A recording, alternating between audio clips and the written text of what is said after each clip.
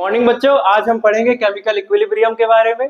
देखो क्या होता है, एक रिएक्शन है। देखो सबसे पहली बात, दो प्रकार के रिएक्शंस होते हैं। एक ऐसे रिएक्शंस होते हैं जो रिवर्सिबल होते हैं, और वहीं पे कुछ इस प्रकार के रिएक्शंस होते हैं जो रिवर्सिबल नहीं होते, इरिवर्सिबल होते हैं।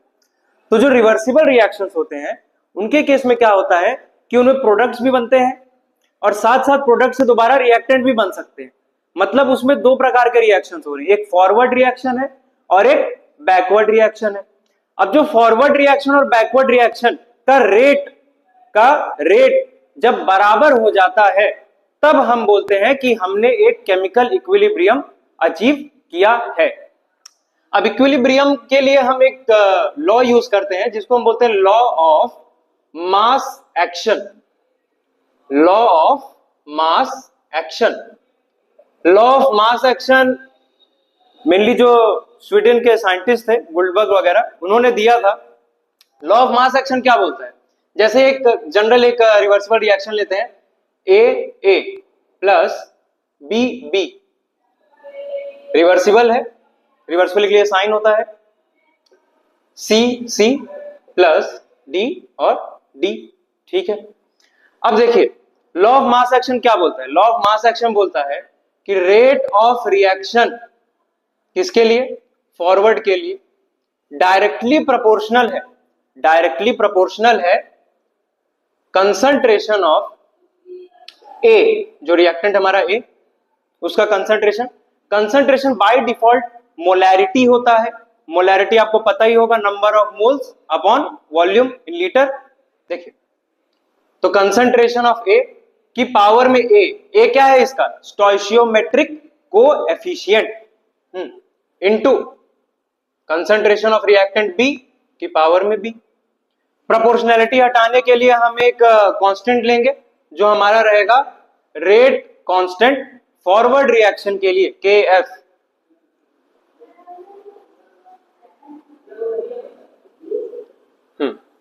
ठीक, तो ये हमारा फॉरवर्ड रिएक्शन के लिए हो जाएगा। कट होता है क्या, हो जाएगा। इसी प्रकार से रेट ऑफ रिएक्शन हमारा बैकवर्ड के लिए, क्योंकि ये एक रिवर्सिबल रिएक्शन है तो इसमें एक फॉरवर्ड रिएक्शन भी होगा, उसके साथ साथ बैकवर्ड रिएक्शन भी होगा। तो रेट ऑफ रिएक्शन बैकवर्ड के लिए डायरेक्टली प्रोपोर्शनल होगा जो हमारा C प्रोडक्ट है उसकी पावर में, उसके कंसंट्रेशन की पावर में स्टोइचियोमेट्रिक कोएफिशिएंट इनटू जो हमारा D प्रोडक्ट है उसके पावर में स्टोइचियोमेट्रिक कोएफिशिएंट। अगेन प्रोपोर्शनैलिटी हटाने के लिए हम एक कांस्टेंट ले लेंगे जिसको हम बोलेंगे केबी का मतलब है बैकवर्ड रिएक्शन के लिए हमारा रिएक्शन को constant.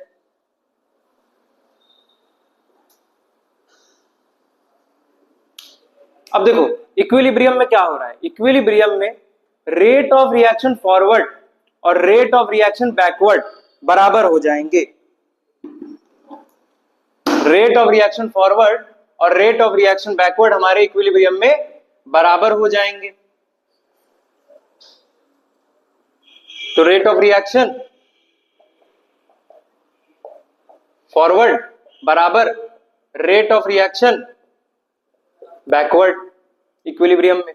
Rate of reaction forward क्या था, KF, A की पावर में A, B की पावर में B बराबर होगा KB, C की पावर में C इंटू D की पावर में D।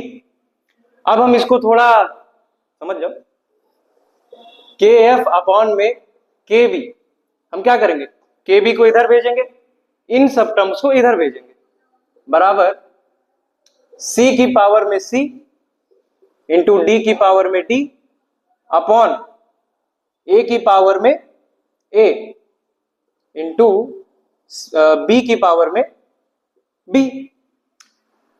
KF अपॉन KB यानी जो हमारा रिएक्शन को कांस्टेंट है फॉरवर्ड रिएक्शन के लिए, उसका रेशियो रिएक्शन को कांस्टेंट बैकवर्ड रिएक्शन के लिए, इसी को हम बोलते हैं इक्विलिब्रियम कांस्टेंट KC, क्योंकि यहां पे हम चीजों को कंसंट्रेशन की टर्म्स में ले रहे हैं।